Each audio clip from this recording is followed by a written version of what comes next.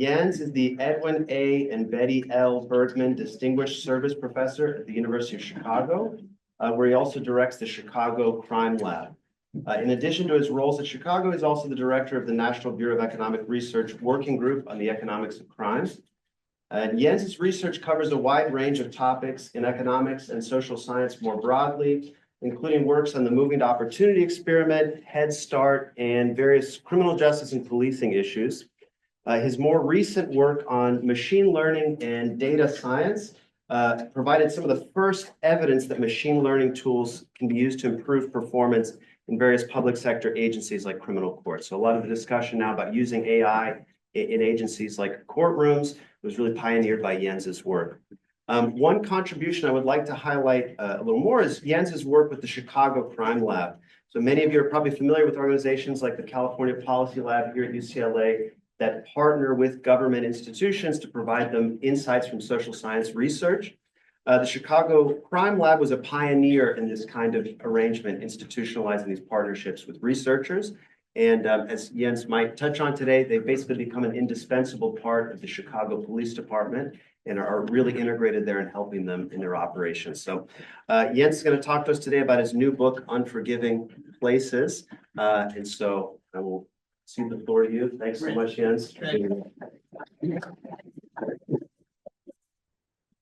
Great. Thanks so much for having me. Thanks everybody for coming. So maybe just in terms of ground rules for starters, I'm very happy to do this what I call University of Chicago style. Say whatever you want, whenever you want, in whatever tone of voice you want. So I'm very happy to have conversation and questions as we go. It might be a little bit of an unusual talk for a seminar series. It's not going to be the specific findings from one paper, so we're not going to go down the how do you calculate these standard errors rabbit hole. But I hope it has some sort of interesting big picture ideas that help you think about a bunch of things differently, and we'll see. So this is a book that summarizes a bunch of work that I've been doing since I got to the University of Chicago in the fall of 2007. So this is a guy named Amadou Sis. He was a chemistry PhD student in Chicago, defends his doctoral dissertation. 2 weeks later, he shot and killed a block off campus in a robbery. And this led to a lot of soul searching at the University of Chicago. We like to claim that we've won more Nobel Prizes than any other university in the world. And yet here we can see we're not having impact literally in our own backyard. What can we be doing to be more helpful? The National Academy of Sciences had just come out. They issued one of these 300-page blue ribbon reports reviewing all the data and evidence about what we know about how to prevent gun violence in America. The very depressing conclusion was basically nothing.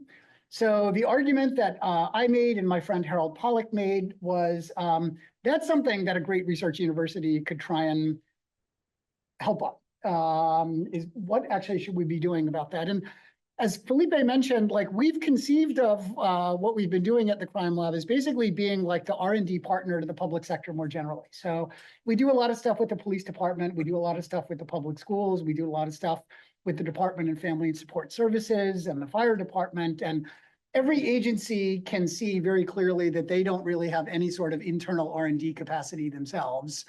And I think they can see more clearly than anyone else that a lot of what they're doing is very suboptimal. And so we're trying to help them basically get more social good per dollar spent. And so in some sense, what the book is doing is trying to summarize some of the things that we think we've learned from working with a bunch of agencies and nonprofits all over Chicago over the last like 18 years or something. And then, and in some sense, like just to say also, I think one of the things that's been interesting about this is the national conversation, I think, has been super off track about crime and gun violence in America.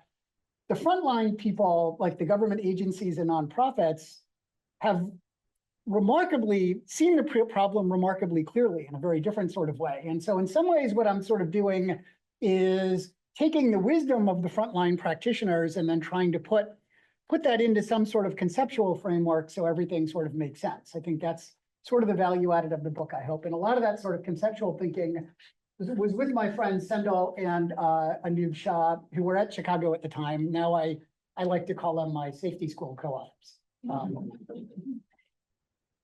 They don't find that particularly funny. So the big picture problem that is motivating the book is something that is unique to America among the rich countries of the world. So if you look at murder rates per 100,000 people, you can see that the United States is just totally off the charts compared to any other rich country that you would look at.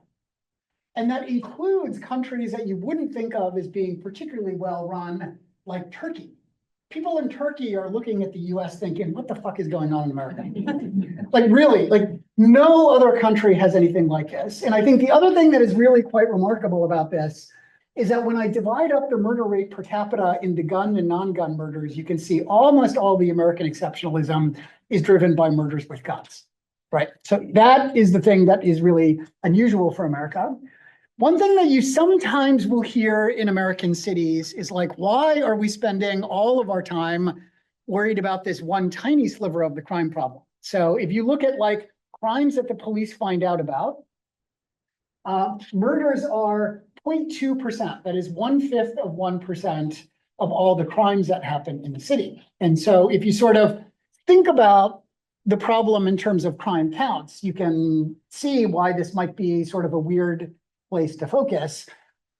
But environmental economists have spent a lot of time thinking about how you measure the social harms of different problems that don't show up in some sort of government spreadsheet so cleanly. So we have these willingness to pay methods for environmental harms. You can apply the same thing to crime. And when you do that, you see that murders that are 0.2% of all crimes account for something like 70% of all of the social harms of crime. So from the American public's perspective, gun violence is the crime problem. Okay, so tiny share of all crimes, overwhelming share of all the harms of crime to America. Okay, so what I want to argue is that we haven't been doing better on this problem because we framed the problem incorrectly. So just to calibrate expectations, this is about as good as economics humor gets. It's not going to get any funnier than this as we go. So misframing the problem is the argument that I want to make in the talk and in the book. Okay, so another way to sort of see the misframing is I think that part of the problem is that we've really been thinking about the problem of gun violence too much through the lens of these guys. Does everybody know who these are? This is your little University of Chicago economist quiz. That's Milton Friedman, that's Gary Becker. And we haven't been thinking about the problem of gun violence nearly enough like this guy, who's Richard Thaler, as many of you know, who helped invent behavioral economics. So that's sort of where we're going here. So what is the conventional wisdom? How have we been thinking about the gun violence problem?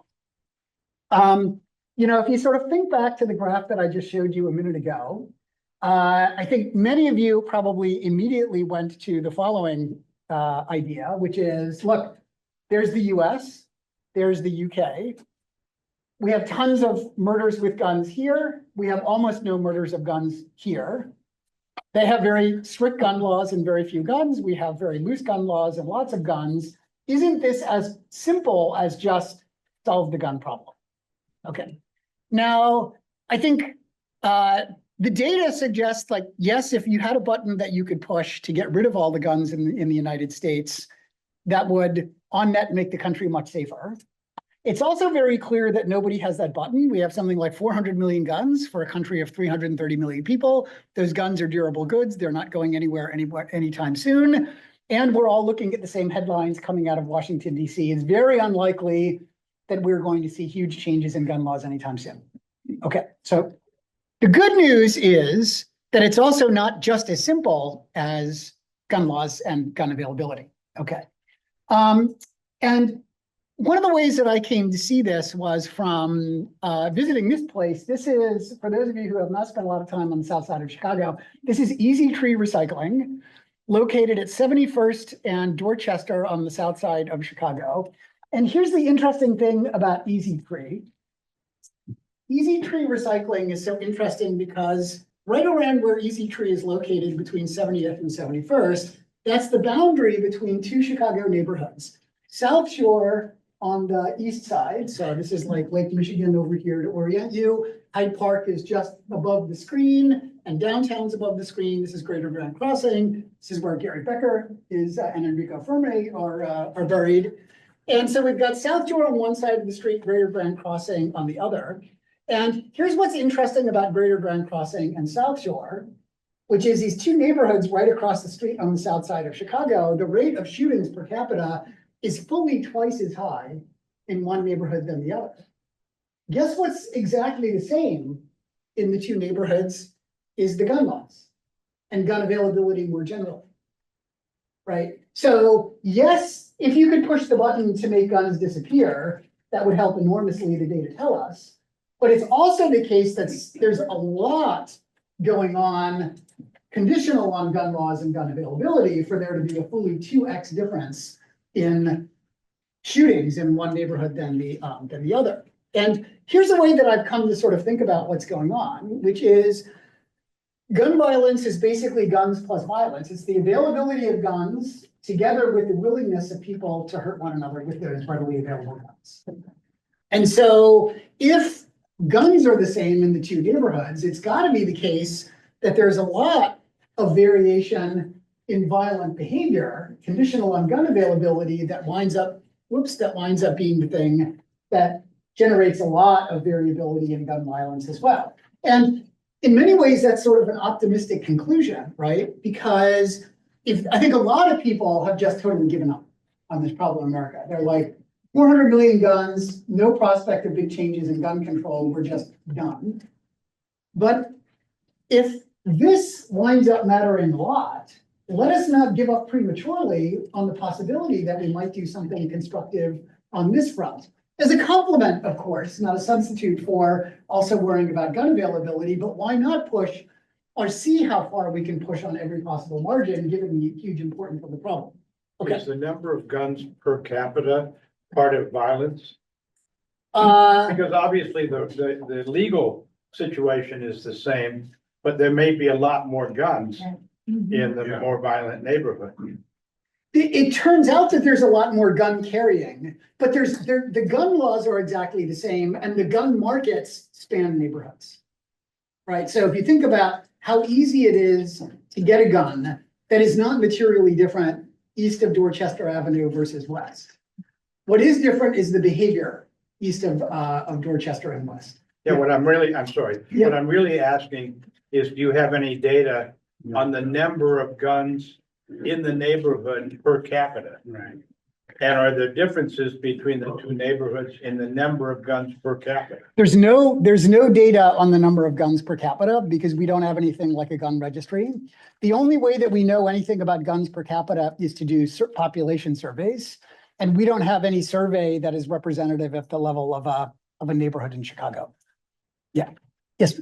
Yeah, going back to the US specificity. So then do you see also violence being a US specificity, or is just the first component? Well, one way to see, you know what, let me see how good I am at clicking through PowerPoint. Here's one way to think about answering your question is look at the blue part of every bar. That's the rate of murders committed with non-gun methods, right? And you can see that there is some variability across countries, but the US is not exceptionally high with respect to non-gun murders. So I think that partly speaks to this question of like, is there just some intrinsic difference in violence, homeless or something in the US? But then if you reduce violence, this blue bar, by how much can you reduce the yellow one? I mean, yeah, I'm just as like. Oh, sorry, but to be clear, sorry, this is violent behavior without guns. Yeah. This is violent behavior with guns. This violent behavior with guns, these are gun murders because somebody engaged in violence and they've got a gun. So if I have a button that I could push that reduces people's propensity towards violence, I can do something about this as well as this. Is the idea. Does that make sense? No, it totally makes sense. But then if you like the baseline level of violence is not blue, right? It's also part of the yellow because you have violence in it. So you cannot say that the baseline violence is the same. Oh, yeah, sorry. Another way to say it is if you look at like assaults and robbery rates, the United, like totally different sorts of violent crimes, the United States is not super exceptional. Yeah. Is that a hand in the back? Yes. So back to the other question. So I've read that there's a lot of theft with guns. A lot of theft? A lot of theft with guns. So you would imagine that even if legal gun sales might be similar across two neighborhoods. You might have one neighborhood that just had a lot of illicit guns. Yeah, I did a project on underground gun markets with Sudhir Venkatesh and Phil Cook many years ago. Sudhir is a wonderful ethnographer. He went out and he talked to a bunch of people involved in underground gun selling in Chicago. It does not seem like the gun markets are neighborhood to neighborhood. Does that make sense? So something like 500,000 to 600,000 guns are stolen every year in the United States. It's a huge number of stolen guns. So this is why everybody's focused on safe gun storage, like lock your gun up. So that's super important. But that's not a neighborhood by neighborhood kind of thing. Does that make sense? Okay. Yes. Yeah, I noticed that Sweden is not on this list. Sweden is a place that I understand has significant gun ownership, but though very heavily regulated. Just curious. Yeah, so this graph has emissions because I made it up myself. So in the spirit of full disclosure, like there are these interesting differences where like Switzerland has a lot of guns, Yes, relatively right. speaking, in Canada. And that's another sort of data point for my hypothesis. The gun ownership rates per capita are very similar, but the murder rate is dramatically higher in Canada than in Switzerland. Right. So, okay. So, all right.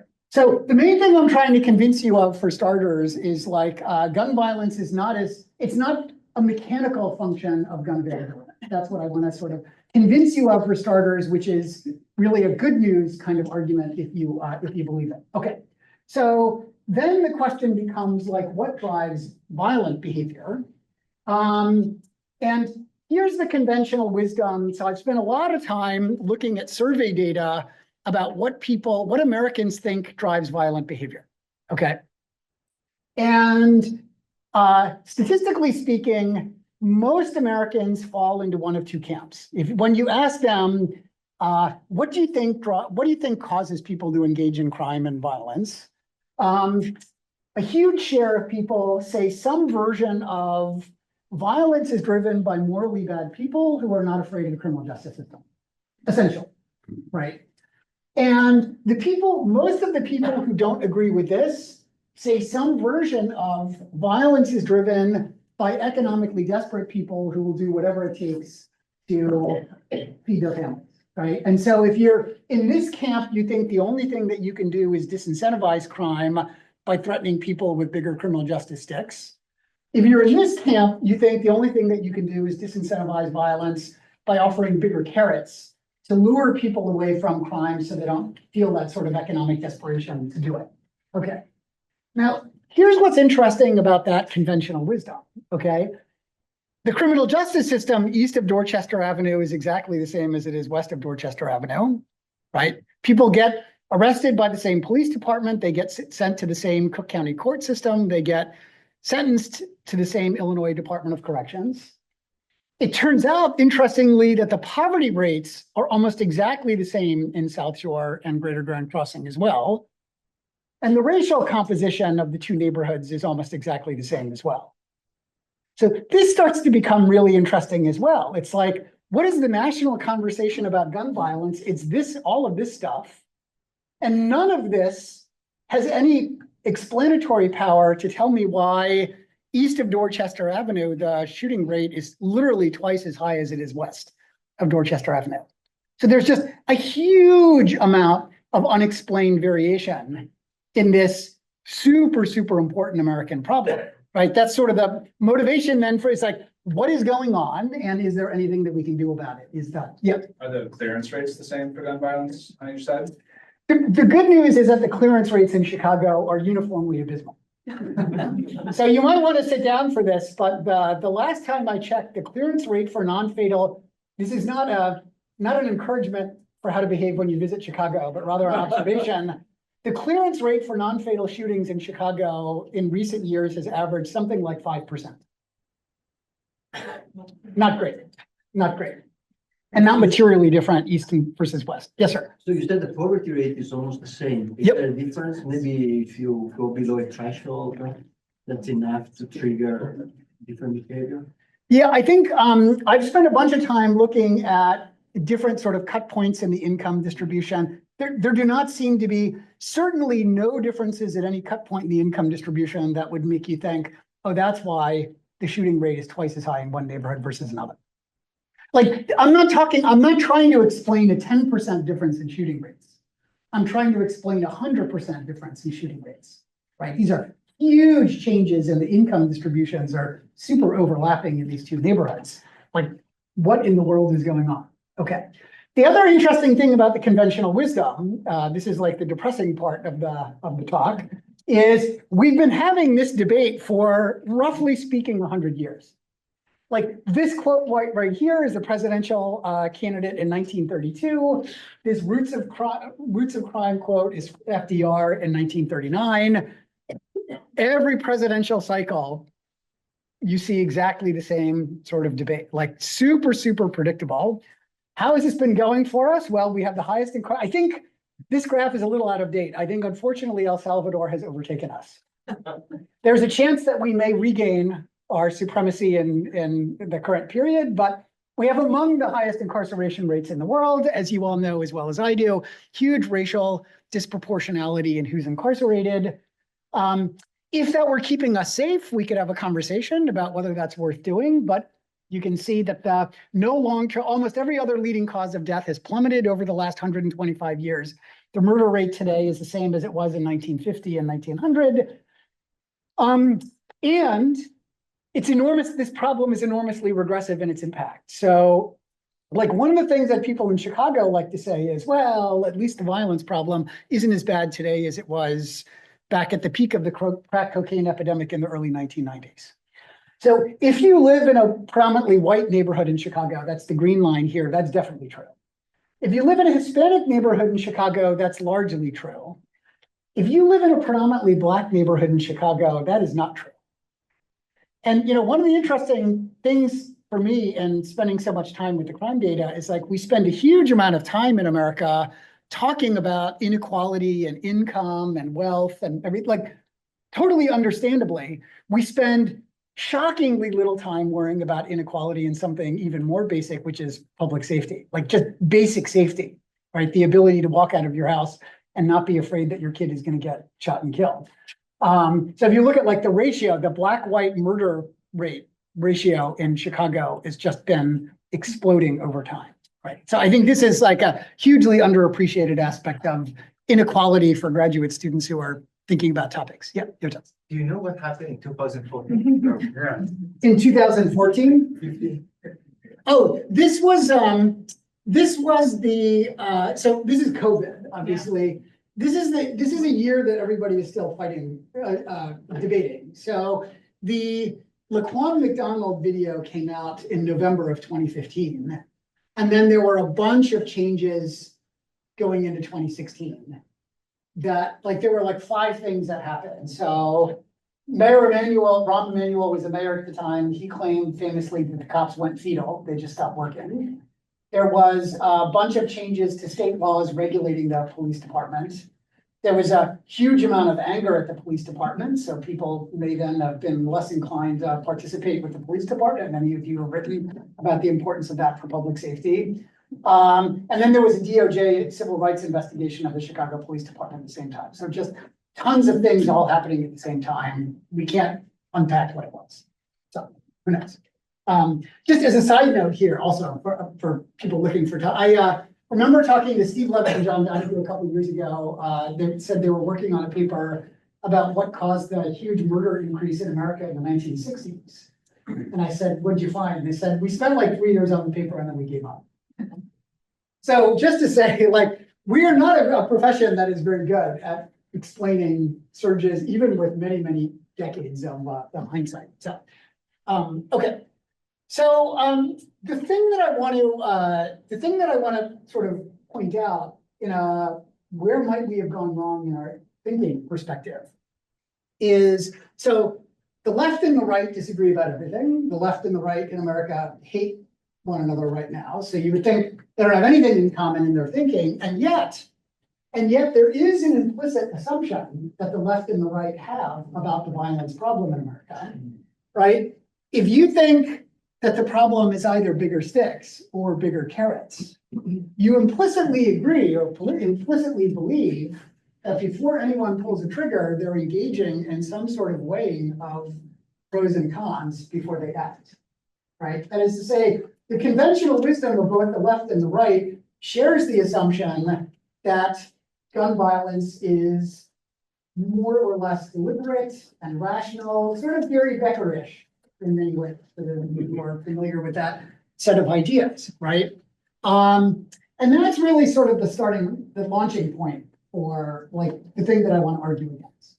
So, so this is what we assume that shootings are, and this is just a more or less randomly chosen example from the Chicago Tribune about what shootings in America actually are.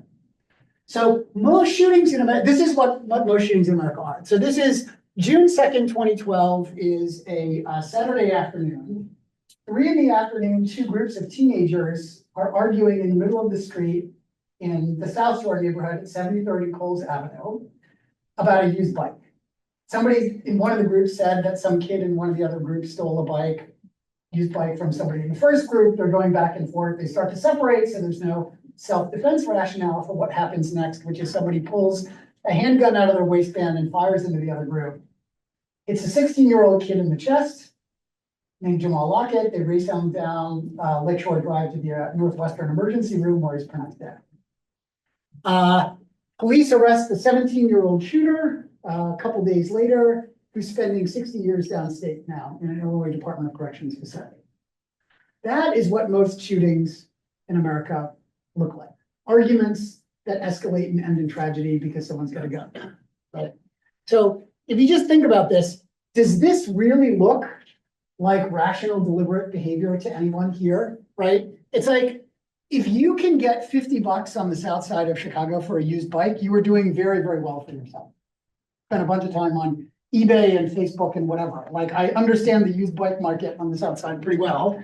And even in a city with such a crappy criminal justice system as Chicago, if you do a shooting at 3 in the afternoon on a crowded street, there is at least a 50-50 chance they will get you for that, and it's a murder. Okay. And as I said before, this kid drew the wrong side of that coin flip. Like, who in their right mind, if they were really thinking this through, would be willing to flip this coin?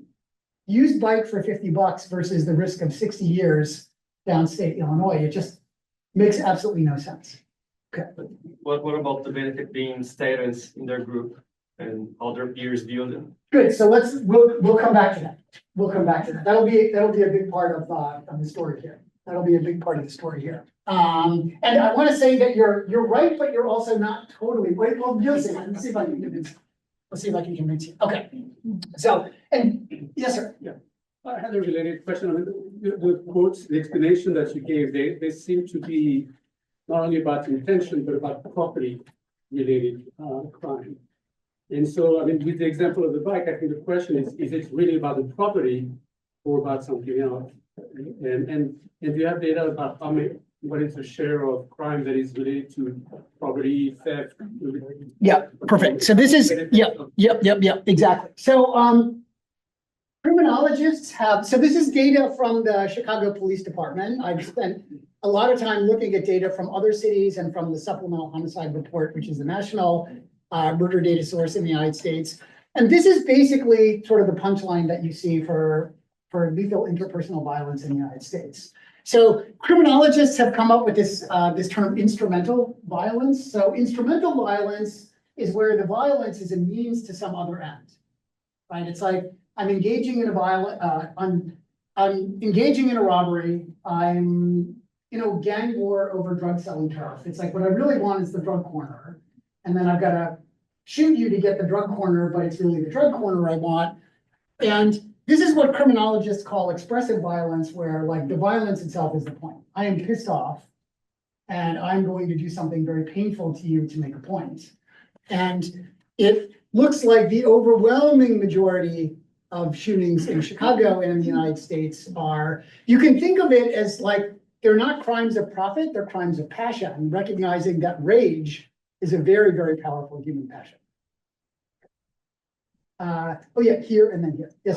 You haven't said anything about the culture of honor.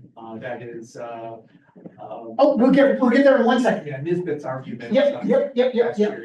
Common in the South. I'm not sure about Chicago, but. Yeah, that's exactly where I'm going to a version of that in 1 second. Yeah. Yes, ma'am. Do we know the share of crimes with mental issues or psychiatric disorders or things like that? Like, Yeah, so what's the way to, so one way that we think we know this is we have survey, like, people do mental health assessments of people inside jail. And what you can see is that like a very large, an outsized share of people inside the jails and juvenile detention centers and prisons have different mental health problems. A huge share of that is substance abuse disorder, as you might imagine. Also elevated rates of depression and anxiety. I think for serious interpersonal violence, the sort of mental health problem you might be most focused on is like psychopathy. And it looks like, so psychopaths are overrepresented among violent offenders, as you can imagine, but they are a relatively modest share of all of the people who've engaged in serious violence. Right, so overrepresented, but just a small share. Okay. All right. So what I want to do now, we're sort of getting to, so this has all been like tearing down. Okay. And so then you're like, oh my God, we're screwed. I'm so depressed. And so now we get to the more optimistic argument, part of the argument, if you believe it. So what I want to do, let's see if this works for this audience. What I want to do is I want to try and explain this new view that we have of the gun violence problem through a little audience participation exercise. We'll see if this works. Okay, so what I want you to do is I'm going to show you an object, a colored object in a slide, and I want you to call out the color of the object. Okay, so we'll do a little trial run for starting. Okay, ready? All right, don't take this the wrong way, but that was pathetic. So it's only going to work if people are really engaged and really interactive and go really fast. Okay, ready? Here we go. All right. So if you've taken a psychology class, you will recognize that as something called the Stroop test, which is one of the most famous, widely used tests in all of psychology. So what is the Stroop test getting at? So the Stroop test is sort of a bridge to a bunch of the things that have been sort of previewed. So if you've read like Thinking Fast and Slow, everybody should read Thinking Fast and Slow, by the way. This is not, I have no financial connection to the economy, but like the first time you read this book, you're like, oh, this is a user's manual for my brain and everybody else's brain. It's just like the scales fall from your eyes about people. It's just such a profound way of seeing the world. And the key idea to these sorts of, dual systems models of cognition is that your brain engages in two different types of cognition, of which you are aware of only one. So the little voice in your head that you think of as thinking, like Kahneman calls that system 2, some people call it slow thinking, rational thinking, whatever you would want to call it. That gives us our capacity for rationality and deliberation and weighing of pros and cons, but it's super mentally effortful. So just think about like how tired you are after 15 minutes on the crossword and you need to take a break. And like my whole workday is 15 minutes of work, 15 minutes of reading about the Philadelphia Eagles, 15 minutes of work, 30 minutes of reading about the Philadelphia Eagles. You can sort of see how this goes. So because this is so mentally effortful, our minds have developed to have a series of automatic responses that happen below the level of consciousness, super low effort, super fast, that help us deal with routine, low stakes things that we see over and over again every day. Okay. Kahneman calls that fast thinking, system 1 thinking, like lots of different ways that you can describe that. Okay. And so what is the Stroop test sort of illustrating? So the Stroop test is illustrating, here's one common situation that you see every day, which is you see work, right? So you're walking around campus, you see someone in a sweatshirt, says UCLA, or a bunch of people have Dodgers hats here. You don't think to yourself, consciously, should I read what's on somebody's hat, what's on someone's sweatshirt? You just automatically, almost involuntarily do it. That's system 1. So stimulus, normally adaptive automatic response that's driven by system 1. And what the Stroop test is illustrating is that normally adaptive system one response can lead to problems when it's overgeneralized. And so just because it normally works well doesn't mean that it always works well. That is so it's not that system one is bad, it's that system one, like nothing is in life is free. So we get a huge amount from having this automatic system that deals with a bunch of stuff from us all the time. But the trade-off with that is that sometimes system one is not always fully accurate. It can't be perfect, right? It can't be both effortless and perfect. Sometimes we overgeneralize our system one responses and we get ourselves in trouble. So what does that have to do with gun violence? So we know from a large literature in sociology, from driving around the south and west sides of Chicago, talking to teachers and coaches and cops and social workers and on, that in many under-resourced urban neighborhoods, kids learn very quickly that there are no adults in their neighborhood that they can turn to for help. So let me just give you a very quick, you're thinking, surely that's an exaggeration. Let me just tell you a super quick story to try and convince you that's true. So many years ago, I was driving around on the south side of Chicago. Our most violent neighborhood in Chicago is a neighborhood called Englewood. I know you guys also have your own Englewood. And we're driving around Englewood in Chicago on a Friday night, and we're on 63rd Street, which is like 2 lanes in each direction. And I'm with the commander in his car, and there's a car in front of us swerving literally across all 4 lanes. And I look over at the commander and he looks at me and he jams on the brakes and puts a ton of distance between us and the other car. And I turned to him and I said, I think that guy's drunk. And he turned to me and he said, I do too. And I said, aren't you gonna do anything? Like, you're not just a cop, you're like the cop. Like, this is your district, aren't you gonna do anything? And he turned to me and he said, if I stop every drunk driver in Englewood on a Friday night in the summer, like, I would have no time to do my main job here, which is deal with the gun violence problem. And it's true, like, I can tell you, you were in Englewood on a Friday night in the summer, and it, like literally every 15 minutes over the police radio, it is either a shots fired call or a banning of the gun call. They are just lights and sirens every 15 minutes all over the district, worrying about the gun violence problem. So you were a kid growing up in a neighborhood like Englewood, where the adults are overwhelmed in the community, and your system one quickly learns, if I am challenged, so now we're starting to get into the ballpark of what you guys were talking about before, you quickly learn that if I'm challenged and I give in, I've just revealed that I'm a very easy victim, right? So if I'm walking to school and somebody challenges me for my lunch money today, tomorrow they're gonna come back for my jacket, the day after that they come back for my phone. And so my system one learns that it's adaptive to push back, push back when I'm challenged reflexively, and that need not be, the severity of my pushback need not be proportional at all to the severity of the challenge, because notice, this is not backward-looking retribution for what you just did. This is forward-looking signaling to everybody in the neighborhood.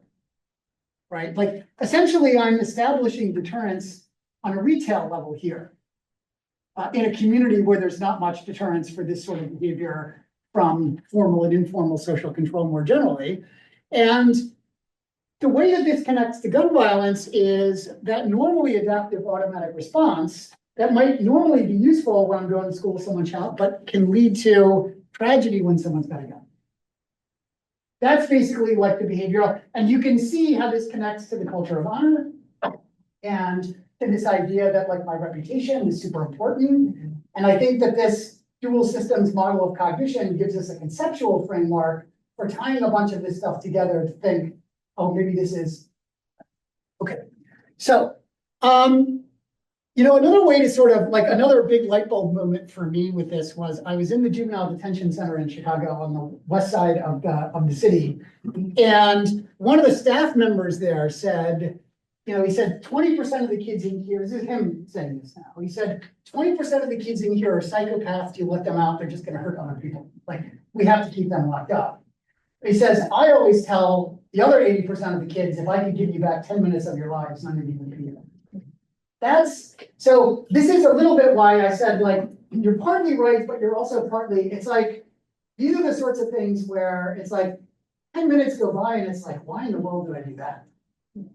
Right? It's like your system 2 looks at what system 1 has led you into, and it's like, in the moment, I certainly thought like I had no other choice, and yet here I am. Okay, so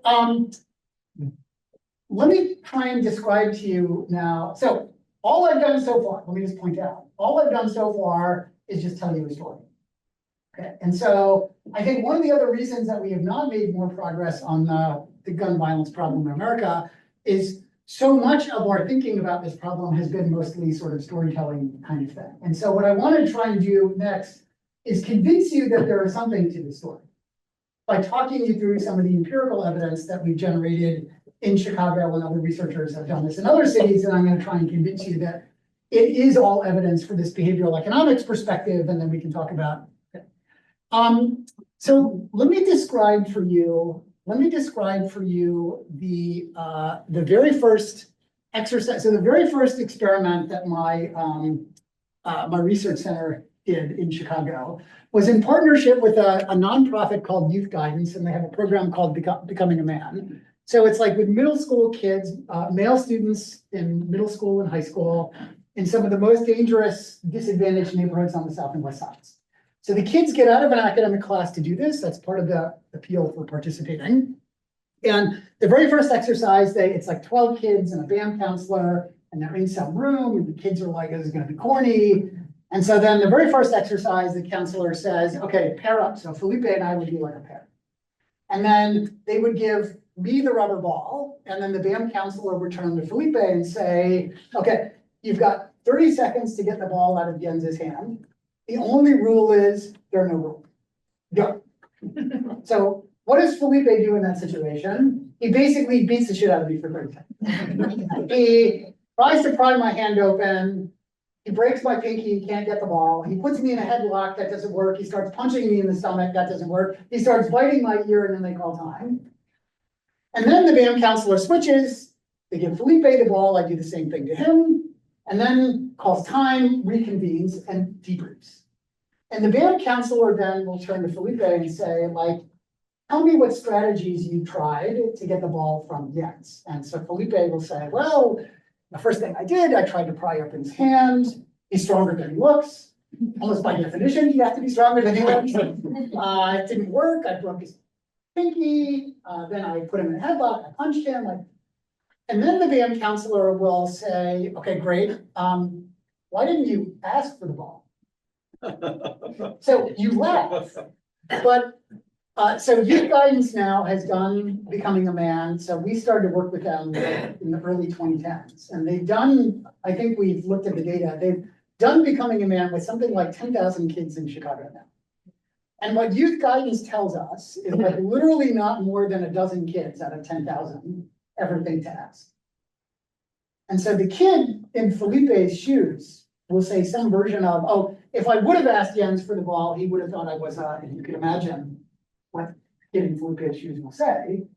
And then the kicker to the exercise is the BAM counselor will turn to me and say, Jens, if Felipe had asked you for the ball, what would you have done? And most of the kids in that situation say, I would have just given them the right, it's just a stupid rubber ball. It's way better than having this guy break my pinky and then bite my ear and whatever. So what is the Becoming a Man, what is that fist exercise doing? It's putting you in a situation that you see over and over again in your neighborhood. It's eliciting your automatic system one response.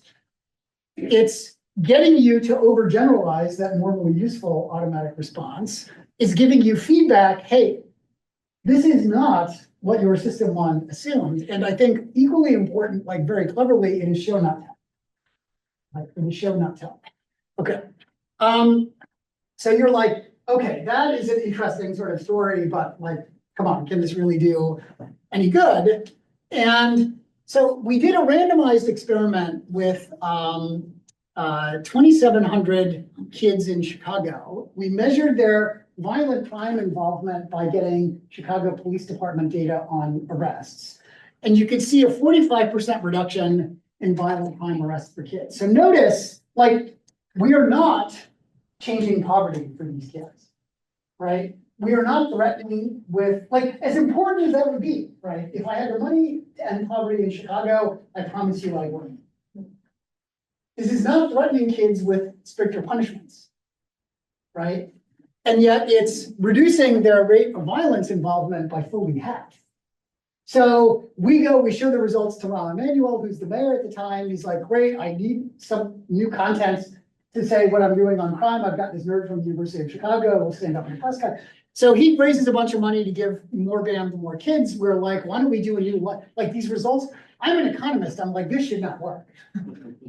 Right? And I'm like, is this really a thing? And so we convinced Rahm Emanuel to let us use a lottery because, you know, we had like 1,000 BAM slots that way more kids could potentially benefit. We do a lottery, we find basically the same thing again. So there's a question of like how far you can scale this before this is the usual challenge of social policy. But notice, this does not make sense under conventional wisdom, but makes a huge amount of sense under the behavioral economics perspective, right? So what is the first piece of evidence that we have that there might be something to this behavioral economics perspective on gun violence is we have BAM-like interventions that are not acting on the key mechanisms that conventional wisdom would seem to implicate. All it's basically doing is helping your system two be a little bit more reflective, a little bit more skeptical about your system one.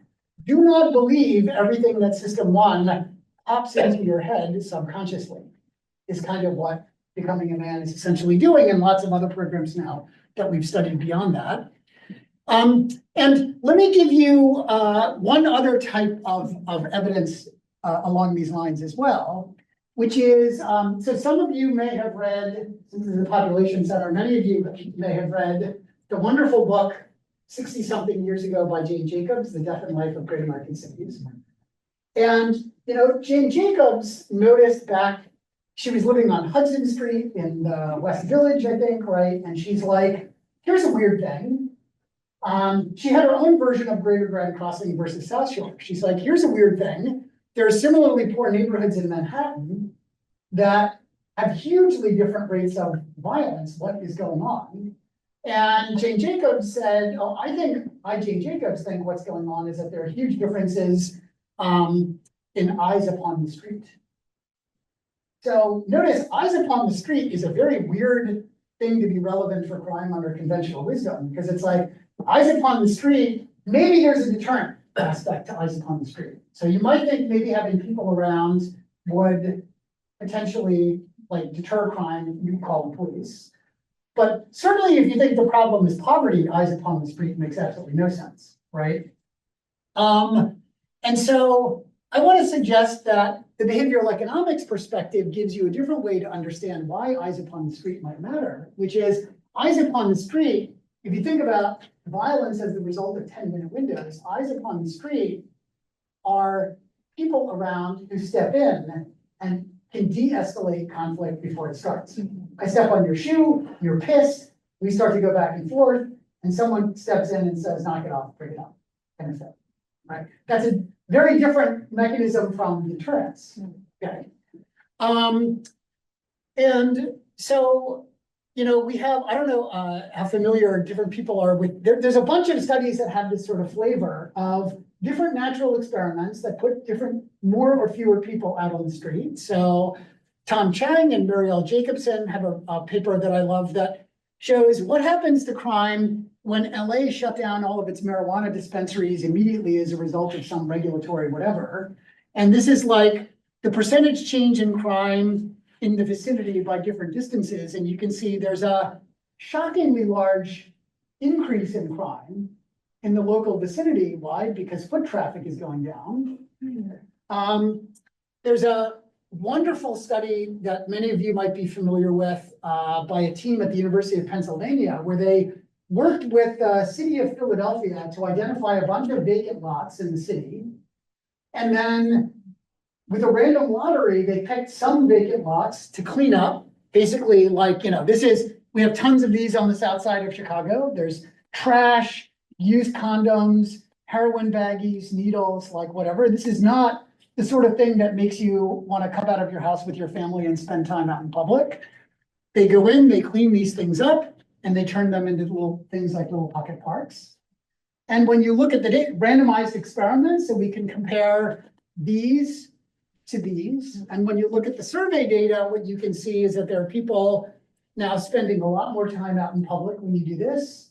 And in poor neighborhoods, shootings go down by a lot, by 29%.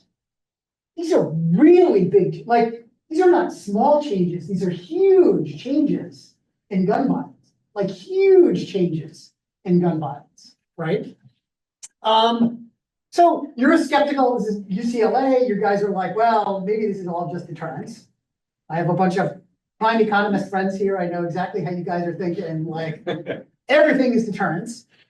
So let me just talk you through one other study here to try and convince you. So there's a great paper that came out a few years ago by this guy in Sweden who was looking at what happens when you add cameras to the Sweden subway system.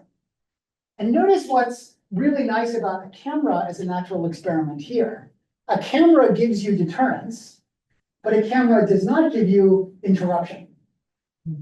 So it's an eyes upon the street that does not have arms to reach in and say, break it up.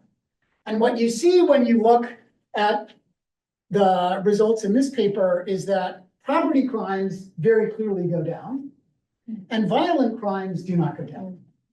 Right. And so I think that you put all of this together and you start to see a picture of maybe there is something to this idea of this. Sociologists have been thinking about this since the late 1990s when Rob Sampson and his colleagues wrote a very famous paper around the importance of collective efficacy. You can see that this sort of dual systems model of cognition kind of micro-founds a bunch of different things that different disciplines have been thinking about over time for what drives gun violence that hasn't really fit with the conventional wisdom. And maybe now we have a coherent way to make sense of all of this stuff. Okay, so what does this have to do now? So can we now explain the puzzle that I started off with Greater Grand Crossing versus South Shore? So here's one thing that is different. So my argument is that a lot of this violence is system 1 driven, not system 2 driven, is the argument. And so how does that potentially explain Greater Grand Crossing and South Shore? So my friend Sendhil Mullainathan, he wrote a wonderful book a couple years ago with this guy, Eldar Shafir, called Scarcity. Some of you might know this. So when people are in stressful situations, stress, because system 2 is effortful, stress depletes mental bandwidth. That leads you to be even more reliant on system 1. Behavioral economics perspective would say anything that forces you to be more reliant on system 1 is going to make you at greater risk for violence involvement under this argument. And when you look at the data, you can see that there are way more stressors in Greater Grand Crossing than there are in South Shore. Like COVID, for instance, hit Greater Grand Crossing much harder. I don't know exactly why, but there are way more people in Greater Grand Crossing who have lost someone within 1 or 2 or 3 degrees of separation in their social network. And the other thing that is relevant for this explanation of what's going on in the 2 neighborhoods is South Shore also, because of the accident of geography, sits right along the very best part of Chicago, which is Lake Michigan, which means historically there is more commercial development interspersed among residential in South Shore compared to Greater Grand Crossing, which winds up giving you more eyes on the street. So this gives you a way. Yes, sir. Dr. Ludwig, pardon me for asking this, but what is the behavioral economics perspective on the gun rights lobby versus the gun control lobby? There might be some nice theoretical integration there if effort is applied. So one of the things that I really like about the behavioral economics perspective of on gun violence, like the first 15 years of my career, I was working on gun control, and then I just got way too depressed. I was like, this is just not going anywhere. Because we're just in a political fight the whole time. And the thing that I really like about this perspective is like pocket parks. This is not like the left and the right have very different normative views about what the right punishment is for crime. Right? Like whatever your personal views, like you can see that people strongly disagree about that. Like we don't have to have a big political fight about turning vacant lots into pocket parks kind of thing, right? No? So Fair enough. Yeah, fair enough. Okay, and because like, a bunch of people thinking about research ideas too, let me just like, this is the first time I saw this graph, I was like, oh my God, this is the graph, Felipe, that we were talking about before. Like, this graph, I was like, holy smokes, this is just like the most interesting thing I've ever seen. So what you can see in this graph, so this is median household income on the x-axis and shooting victimization rates per 100,000 on the y-axis. And what you can see, and this is for each of Chicago's 77 neighborhoods, and what you can see is that every rich area in Chicago is safe. And you can also see that all of the super high violence places are poor. So you can sort of see intuitively, you can see why everybody thinks it is all poverty, right? You're just putting a line between those two data points. But the thing that you can't really see from looking at the newspapers is like the same level of poverty can literally have like a gun violence rate of this or a gun violence rate of literally 20 times this. There is an insane amount of variability within similarly poor neighborhoods. I mean, that's just astonishing to see that graph there, right? And the other interesting thing to me, I don't know if you guys will find this interesting, but you see a similar thing at the country level as well. So murder rates against per capita GDP, like if violence really were a mechanical function of poverty, India would be one of the most dangerous places in the world. India is not one of the most dangerous places in the world, right? So India levels of poverty can give you a murder rate of this, or it can give you a murder rate like Honduras. So this is good news, right? Like everybody's trying to figure out how to solve the poverty problem. That's been really hard, but there are a bunch of other things that we can do above and beyond that. Okay, so the big picture I want to argue with, and then I'll stop and I'd love your reactions and thoughts and everything. The big picture that I want to argue is that like our thinking about sort of crime and gun violence has been way too focused on system 2. And I think there'd be a huge amount of value in expanding the lens to think about. And again, I think this is a really not bad at all explanation for things like property offending.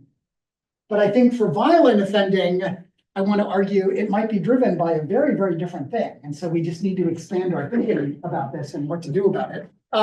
The very last thing that I'll just say is, because there's a bunch of graduate students in here probably who are thinking about the work, about what you should work on. Let me argue that crime is everything. So I really honestly come to believe that gun violence is the thing that sits upstream of every other social problem in American cities. So my University of Chicago colleague, Steve Levitt, the economics guy, wrote a paper a couple of years ago with Julie Berry-Cullen that shows that every murder that happens in a city reduces the city's population by 70 people. Fewer people moving in, more people moving out. Okay. There are lots of reasons, obviously, that explain why city populations grow or shrink or whatever, but that turns out to be a really, really important reason. So this is a graph that shows you city populations for 2 cities over time, normalized to their 1950 pop. So think about it as the city's population in each year is a fraction of the city's 1950 population. Like New York City, I grew up in New Jersey. We took growing up, we would take all of our German relatives to visit New York when they came to see us in South Jersey outside Philadelphia. I remember what New York was like in 1980. It was not great. It was not great. And you can see that in the data, the New York City population was 10% down in 1980 relative to 1950. And the city became safe after that, and the population grew by 20%. This is what happens when a city becomes safe, it thrives. Detroit, in contrast, understand the car industry and so on, but it's also the case that Detroit is consistently one of the most violent cities in the country. And Detroit has plummeted by 2/3 in its population over time. And if you've been reading like national coverage of Detroit, that makes it almost impossible to deliver any city service well. When the city footprint has not changed, but 2/3 of the people have gone, like maintaining the infrastructure, providing school services and ambulance services, like everything becomes so much harder, right? And so, like, the way that I've come to think about this is like, gun violence is a huge headwind for any sort of community development that you want to do. And controlling that creates a huge tailwind. And I think starting there makes everything else that you want to do so much easier. And the final sort of pitch for why this is so important is how many cities, including Chicago, but not limited to Chicago, are literally on the knife's edge between what happened to New York and what happened to Detroit. So fixing this, I think, is just hugely important to fixing everything with our cities. So let me just stop there and thank you again for having me. I'd like to.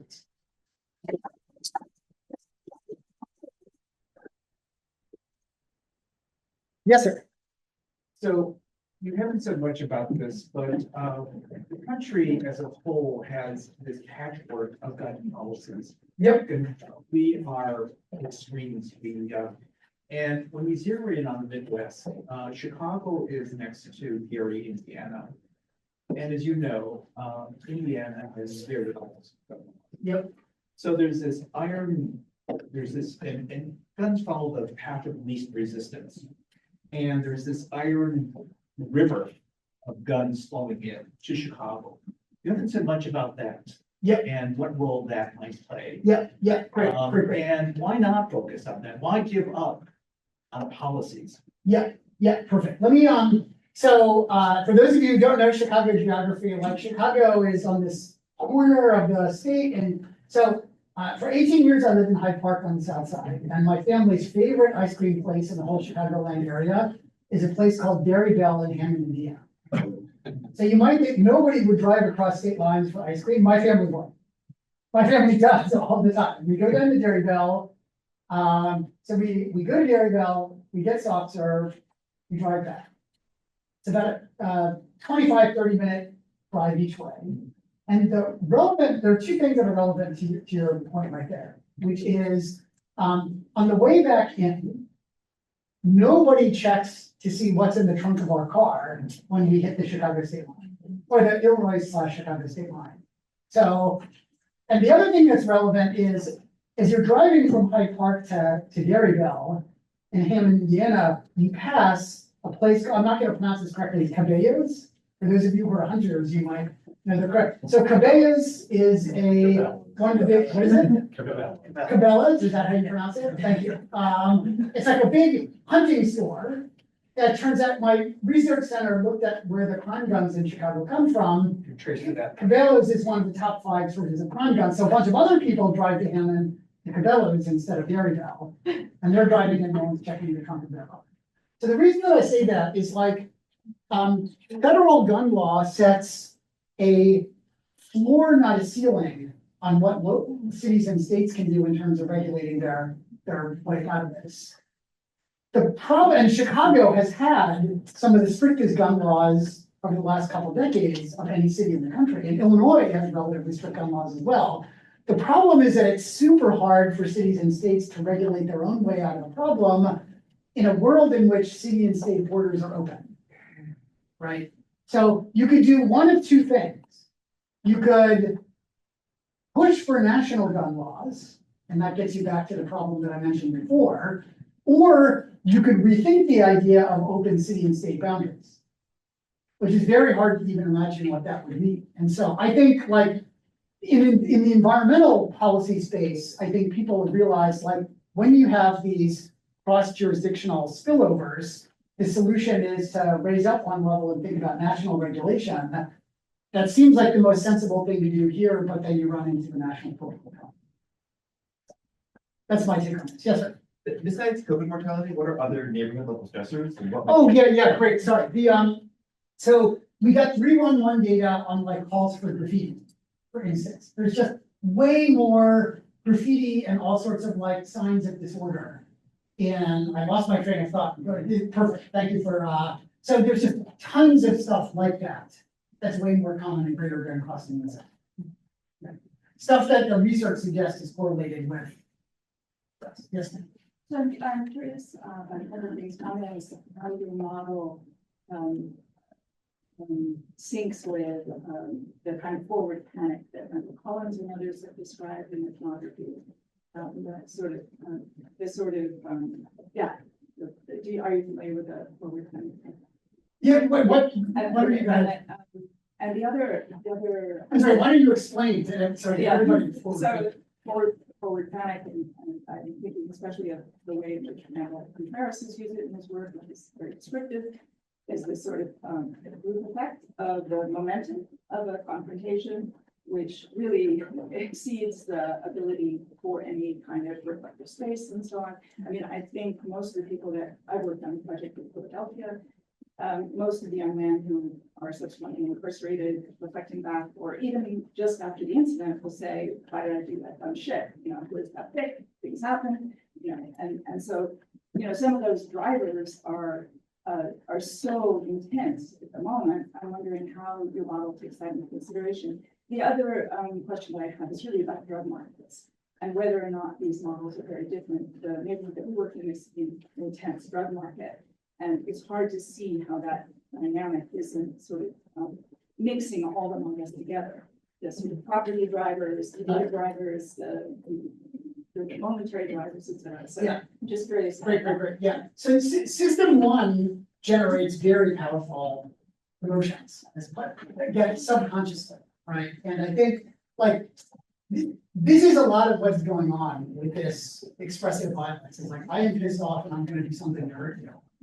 I'm not thinking through the consequences of that. I'm just like, hey, and this is just a, and again, the way that I want you to sort of hear the argument here is that this gives you a way to tie together a bunch of ideas that have been out there, but now it microfounds a lot of it and helps you see that there is some sort of common conceptual framework that not only links all of this together, but hopefully can give the public a more intuitive sort of third conventional wisdom that makes all of this make sense, right? Because I spend a lot of time, you know, like I talk to people about like community violence intervention organizations. Now, my parents are like immigrant high school dropouts. I talk to them about this stuff and they're like, I do not get what you're talking about at all. Like, why would that be useful? Because if you think it's all carrots or sticks, it's like, this is so weird. And I'm trying to say like, there's a third way to think about it. Yeah. Oh, actually, let me go here first. Yes. Yeah, I'm curious about mentality, sale about the gun. If we have someone actually have stolen a gun, whether it's a male or female, when would you consider that? Protecting yourself, a criminal, a crime, would you consider that? What would I think of gun theft? Yeah, I think it's, so as an economist, I would say gun theft is super unhelpful because it's taking a huge number of guns and putting them right into the underground gun market that accounts for a huge share of all the crime guns in the US. And it seems like in principle, such a super solvable problem, right? Because people just have to, you just have to lock your gun out and that would make a huge difference. I think the challenge is gun owners have this idea that you need a gun ready at hand. Like, I think the mental model of gun self-defense is like you wake up in your bed and there's a guy right at the foot of the bed. And if you've got to like start messing around with it or whatever, then you're going to be in deep trouble. I think one of the ways I was at some JAMA conference, so Journal of the American Medical Association, they're very worried about gun violence. And they had a conference a couple of weeks ago in Chicago about gun violence. And there was a tech guy there who's working on personalized gun technology. So it like, the gun can be programmed to recognize your biometrics, like your fingerprints. And so then, like, that would be a different way to solve the stolen gun problem. There's like a stock problem with guns that are not personalized. That you have to I mean, if it was self-protection, would be considered.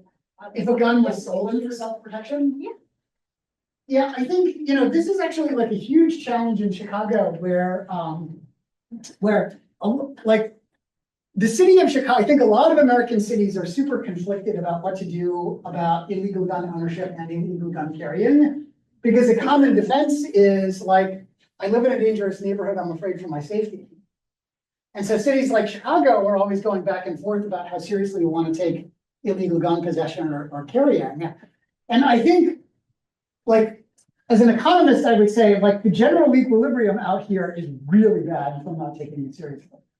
There are lots of things in life where we metaphorically say, like, this is like an arms race, like, oh, you got an SUV, I'm gonna get a bigger SUV, and like, here we go. But it's like, for illegal gun carrying, it is literally an arms race. You know, when you look at survey data of teenagers and you ask them why they're carrying guns, they say because other people are carrying guns.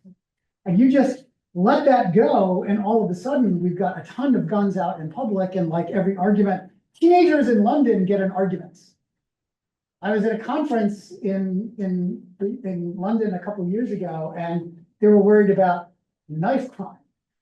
I was like, knife crime? You are kidding me. Like, knife crime is not a problem. Knife crime is a victory lap. Like, and then they were like, oh my God, if we stop people from carrying knives, they're gonna start stabbing each other with bicycle spokes. I was like, am I really at a conference where we're worried about bicycle spokes? Like, what in the world is going on? So, so I think this is a huge problem to, like, I understand like locally why people are very worried about safety, but I just worry about like the global effect of saying, great, we're gonna solve the problem by just letting everybody carry guns out in public.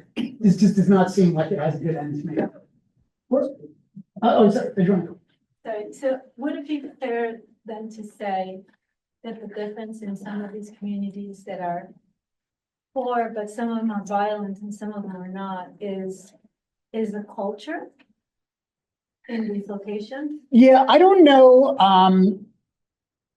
Like, I don't know how to think about the word culture, if that makes sense. And one of the reasons, like, I don't know what culture is, and I don't know like how you change culture, but from like things like the BAM experiments, I do know that like we can develop a program and deliver a program that helps people's system 2 become a little more skeptical of system 1 and generate big changes in violence. And that can be sort of helpful, right? And so like, I feel like culture is just a trap for this to not lead anywhere constructive as a term. How are we doing? I don't know who's in charge. Can we add time? 15 more minutes. Oh, we have 15 more minutes. Generally, no, we have like 5. 5, sorry, 5 more. We either have 5 or 15. Okay, 5 more minutes. Felipe.